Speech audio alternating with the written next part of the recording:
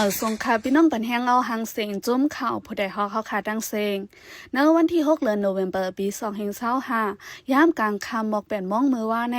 กวนเมืองเวียงเมืองกวดอ่อนต่อยมอต่อยปุ้งสารคัดลองอันซึกตะอ้างเทียนานอีเขาเตถอยออกขึ้นเวียงเมืองกวดเสตีมอบอาปันขึ้นฝ่ายซึกมานในค่ะเกี่ยวเลยร้องในกวนเมืองเป็นดีลาตีเฮาข่าวว่าอันต่อยมอต่อยปุ้งในกวนเมืองกอต่อยฝ่ายซึก PDF กอต่อยตั้งหึงมันตีมีหมอก10มันนิดในเปิงลงอะไรต่อยมอในเตก็ไขสารคัดลองอันซึกตางเทียนางเอเดถอยออกเว้งเมืองกุดเลเว้งเมืองมิดปานซึกมานขึ้นไหนค่ะฝ่ายซึกตางเทียนางเอได้เปิ้นเผาว่าดีถอยออกปันขึ้นเนเว้งเมืองกุดเลเว้งเมืองมิดในเซดาพองซิมเว้งเมืองกุดในฝ่ายจมซึก PDF หลายจมก่อเข้าโฮมตึกจอม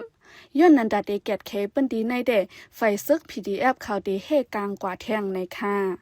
กวนเมืองเป็นดีย่างลาเทียงว่าสร้างไฟซึกมานเขาเทียมแห้งซึกมาดังเว้งเมืองกุดแหล่เว้งเมืองมิดไหนซึกมานดังซึก PDF จางเป็นปางตึกกันขึ้นหาวแห้ง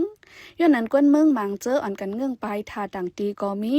ยามเดี๋ยวยังมีข่าวลือออกมาว่าไฟจุ่มซึกตะอังเทียนางเอติเลยถอยออกเนอเว้งเมืองกุดในให้เยาหมดก่อนวันที่20 เดือนโนเวมเบอร์ปี2025ในค่ะออปันแห้งจมข่าวผู้ใดฮอกแลยินจมขอบใจใหญ่นำค่ะย้อนสู้บันเฮาพี่น้องเฮาอยู่ลีกัดยันลอดเพเขียนกุลองเสกามข้าวนางโมเสอหึงค่ะออเหมือสงค่ะ